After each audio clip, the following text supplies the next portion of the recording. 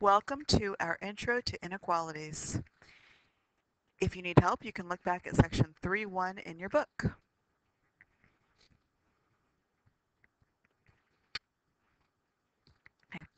What we're going to do is we're going to try to find the solution to the inequalities that we see. So the way our inequality reads is x is less than 3. That symbol means less than. So I'm trying to find all the values on the number line that are less than 3. I'm gonna find some numbers that are less than 3. I know 3 is right here. Okay, so now we're gonna talk about it. Let's see. Well, I know that 2 is less than 3, right? And 1 is, and 0. But 4, that's not less than 3. So basically, I'm going to be choosing all the values on the number line that are to the left of 3, and I know that's true. All these numbers would make that true.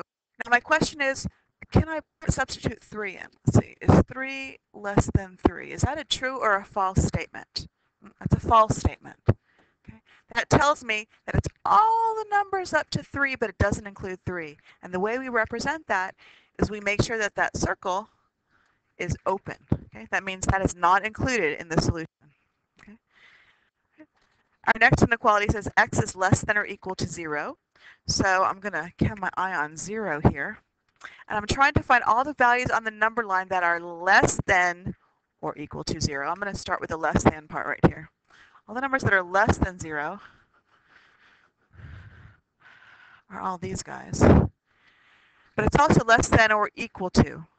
So if I put 0, if I substituted 0 in for x, let's see, is that a true or a false statement? That's a true statement. 0 is less than or equal to 0 because it's equal to 0. So that's true. So since it's true, this guy also gets to be shaded. 0 is also a solution to that inequality. X is greater than -1. So I know I'm dealing with -1 here. Let's see. I want all the values on the number line that are greater than, larger than -1. Okay, so those are all the numbers to the right. Okay. And don't be marking this on your papers yet. Okay, you're just watching for now. Soon there'll be problems for you to answer. And do I want -1? Is that a solution? Let me see. Is -1 greater than -1? Nope. So I'm going to leave that circle open, and that's false. So I'm going to have an open circle because -1 is not a solution to that inequality. Okay. X is greater than or equal to -2. So let me start with -2. I want all the numbers that are greater than -2, so those are going to be to the right.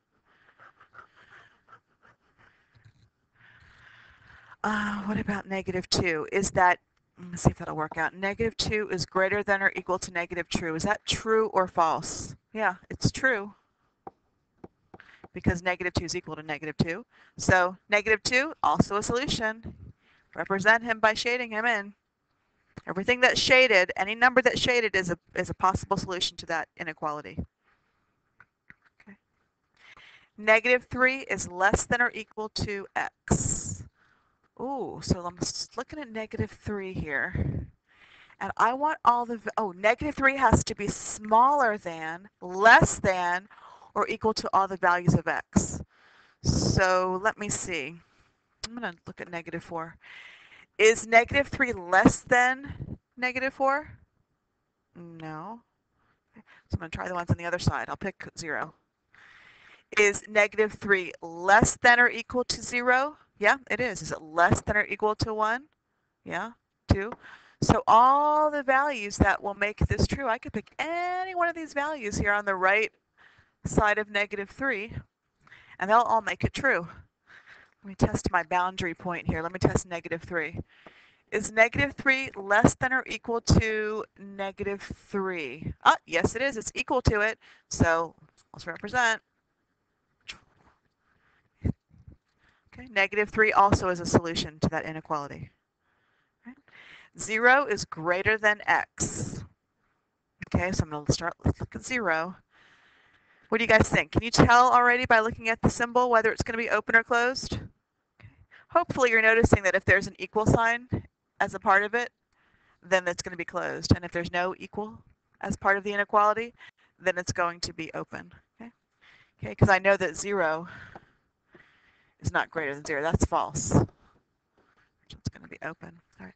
So I want all the values for x that will make that true. So I don't know. I'm just going to pick one here. I'm going to check out -1. Is 0 greater than -1? Yeah, it is. 0 greater than -2? Yeah, it is. Cool. Let me try on the other side. Is 0 greater than 2? No, that's false. Okay. So I can tell already it's none of the numbers on this side, and it's all the numbers that are on the left of 0. Should my 0 circle be open or closed? It should be open because 0 greater than 0 is false. Okay. So I've now shown all the values of x on the number line that make this inequality true. Okay. 0 is greater than all those numbers on the number line. Okay. X is equal to -1. All right, let's see. So I'm going to go to -1. Well, it's equal to -1, so the only solution on this number line actually is -1. This number line has graphed on it x is equal to -1. Okay. X is not equal to -2. Let's go into -2. Let's see. So shall I shade in -2? Let me see. Is -2 not equal to -2? Is that true or false? Well, that's false. All right, so I'm not going to shade that one in. But every other number on the number line will make it work. I could have 3 is not equal to -2. Yeah, that's true. I could have -9 is not equal to -2. That's true. So I'm shading everything else in. Okay. Except for -2. All right. Now we're going to talk some words here. A number less than 3. Okay. You can read this says x is less than 3. Okay. So I'm going to shade in all the numbers that are less than 3. So here's my 3. Not going to include 3, but I'm going to shade in all the numbers that are less than 3. Okay, that's pretty straightforward. Now let's look at the next one. It says a whole number less than 3. All right, so let's go over here. Put my circle on 3 here. And I know I'm not going to include 3. It's not included. But I want all of the whole numbers that are less than 3. Remember, whole numbers are the counting numbers, the natural numbers plus 0. So I can't shade in 2.5. That's not a whole number. Okay, so I got 2, and I have 1, and I even have 0. 0 is a whole number. Do I have -1? Nope, I don't have -1. Because although it's an integer, it's not a whole number. So I'm pretty much good to go. Since I'm not including 3 and I'm not including all the numbers that lead up to 3, I'm actually going to erase this.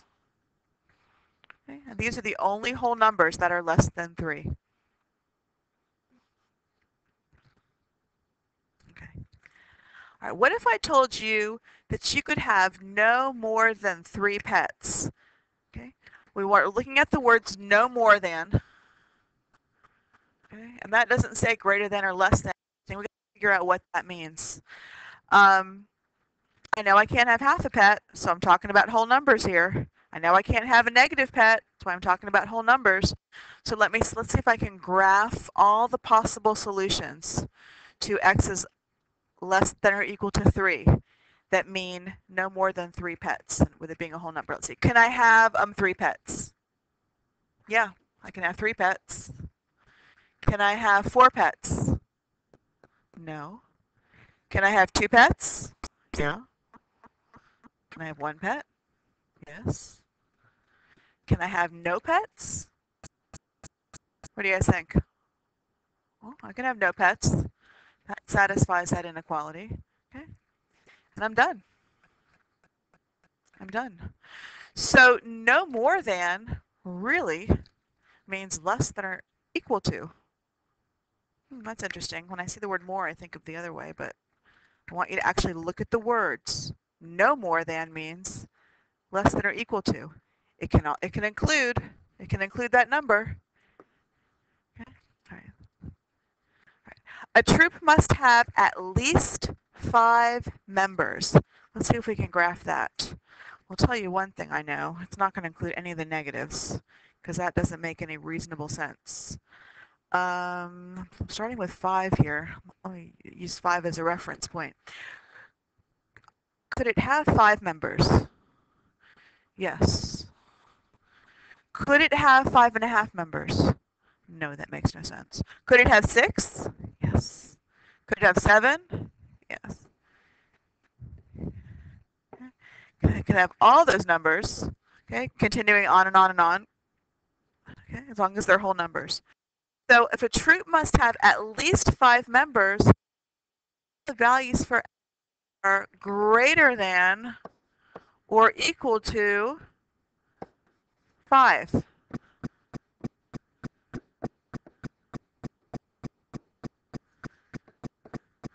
So the word at least really means greater than or equal to. Okay. You must read for at least 1 hour. Let's see what that means. This is my number line of time. So I've got 1 here. Can I read for 0 hours? Mm-mm. Can I read for 1 hour? Yeah, that'll work. Can I read for 1.111000001 hour? Yes. Okay. So it's really going to include everything over here. And the way I represent that is x, if x is my variable, is greater than or equal to 1. So at least, when I think about it, really means greater than or equal to. X is at most 1.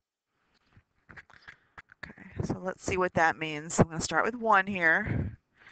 Could it be 1? Yeah, it can be 1. It's the highest it can possibly be. Could it be 0? Yeah. Could it be -1? Yeah, I guess it depends what we're talking about, if that's reasonable. But nothing tells me that it's not. So really, can it be a half? Yeah. Anything that's less than or equal to 1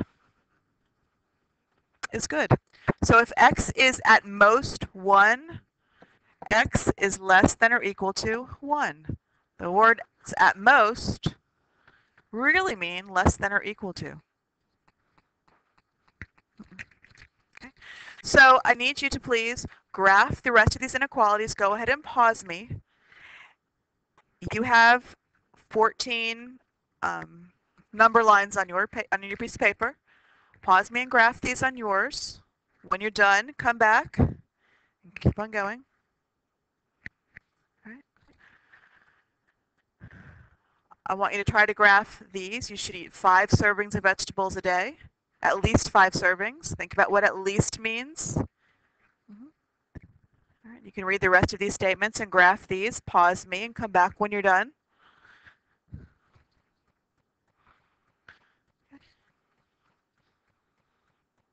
Okay. And then for 12, 13, and 14, you'll need to change the numbers to kind of make them work for you. So just change the numbers on your number line. And we're good to go. I'll see you in class.